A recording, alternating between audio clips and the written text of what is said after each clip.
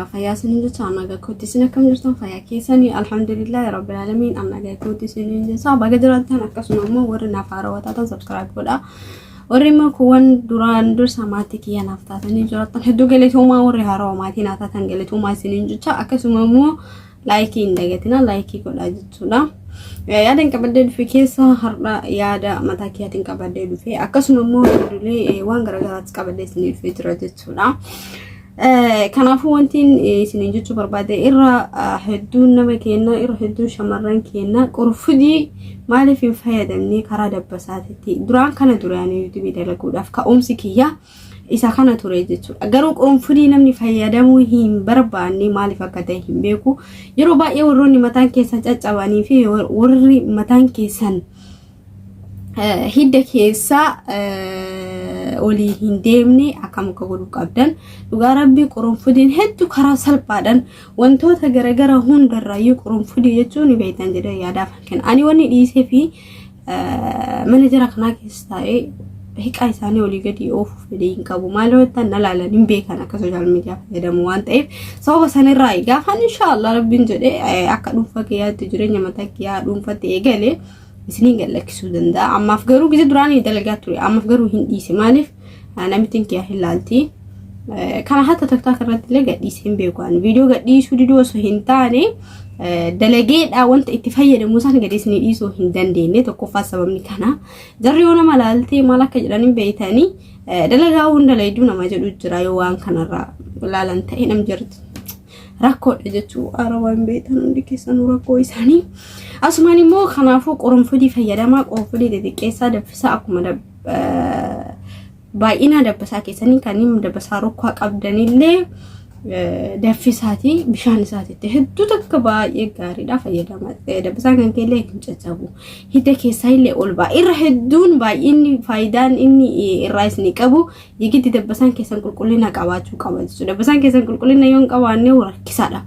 Qoshasharraan hin deebisina hin ta'u. Maali qorfudii fayyadamettee qibaatii yoo qabaate dabbasaan kan kee irratti hin fayyadami. Maaliifuu deebi'ee wal qabata waan ta'eef. Garuu immoo qulqullina irratti qulqullina yoo ka oofaa deemtu ta'e irra hedduu takka keessaa namni dabbasaa caccabuu fi hiddi isaa keessaa oliyyaana yeroo baay'ee adallamnuu miti doktoroonni iyyuu ni barsiisaa waan kana jechuudha.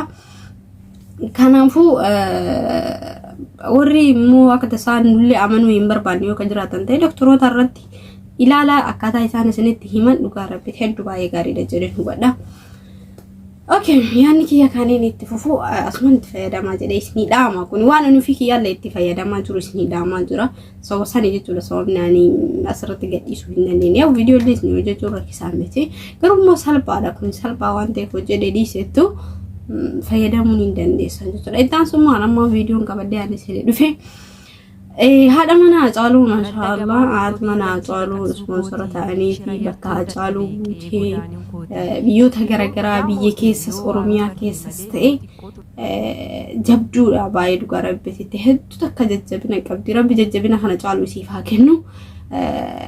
Nama gammachiisti maaliif hoo jettanii isiin har'a gadda san keessaa baate adallam isiin nutiin warri isi haadha manaati miti nuti warri halaala Hacaaluu beeynuyyuu keessi kenna baay'ee nu miidhame waan ta'eef kanaafuu garuu isiin har'a jajjabina horattee akkatti bakka isaa buutee Oromiyaa keessa wantoota hunda akka ta'e hojjetuun isaanii baay'ee tokko dhugaa rabbitti dubartii kaayoo keessaa kaayoo jajjabina qabduudha isiin argee bakka Hacaaluu buutee biyya ambaa keessas deemtee sponsora illee ta'anii fi akkuma duraan gizee isa simatanii sanitti isiillee bakka isaa waan buuteef jecha isi simatanii ani hedduu takka gammachuun takka natti dhagahame akka mataa kiyyaatti. Maaliif namni gammachuu namaa jibbu hin jiru.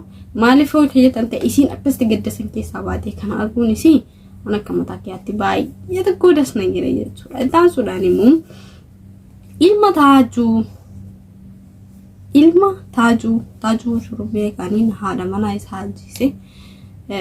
Ifama yeroo baay'ee nutiin kun waan xiqqoo yoo ka arginu ta'e ulmaa gadi tanaafasna jechuudha. Warri Jarman keessa jiran dhugaa rabbitti hin dubbisne kaniin jedhamu komiirra jiranii jechuudha. Ammaaf nama lamatu dubbisee kaniin jarri dubbisa sun viidiyoo isaa mara waraabanii gadhiisanii jiran. Garuu immoo osoo namni kenna walii galee haadha isaa fidanii fi achi keessa isa baasanii baay'ee das nama jala dhugaa rabbiiti. Jaw mucaanniin booyaa akkuma argitan kana namni nama ofiitirraa adda bahee ni ulfata. Mucaawwanni balleessee hin jiru, daa'imni wanti balleessee hin jiru kun daa'ima sabiyyiidha. Wanti inni waan kanarraa beeku hin jiru abbaa kee yaadee jedha akkuma beektan kana jechuudha. Akkasuma immoo isiilleen rabbi siif haa araaramu ilmaan hin qabdu don tane ilmaan qabdi kaniin biyya jiran hin qabdi garuu immoo ilmaan isii suni abbaa isaanii bira jira waan ta'eefu wanti kana mulu ulfaatu hin jiru jechuudha. Namatti biyya ofiitii fi namni qilleensa ofii keessa jiruu fi kun adda waan ta'eef amma mucaan taajuudha kaniin Jarman jiru kuni hedduu takka garaa nama nyaata. Wanti inni itti garaa nama nyaatu maalis ni fakkaate nama ofiitirraa adda bahee nama zeegaa biraatiin waliin makamee akkasii jiraachuun isaa xiqqoo nu ulfaata waan ta'eef kanaafuu rabbi isaaf laafisuu rabbi haadha isaa fiduu haadha kiyya naaf fida jedha abbaa kiyya illee yaadee akka jedhu dhagaama viidiyoon isaa jechuudhaan hedduu takka natti dhagaame. Maalan daa'imni wanti inni balleessite akka hin jiru waan ta'eef kanumaan isiniin jedha. Dhugaa rabbiitti hedduu takka das nama jala wantoonni kanaaf kuni dhaqanii akkatti hordofanii dubbisanii inni balleessa jedhanii ilma isaa gatu osoo hin taane ilmi kun har'a gaafa guddate yookaan waan kanarraa barnoota fudhatee bakka guddaa ga'ee agarsiisuu danda'a waan ta'eef ilmi wanti balleessa hin jiru dhaqanii dubbisanii akkasuma immoo haadha isaa fidanii fi jireenya isaa waliin mijeessanii fi hedduu takka namatti mija.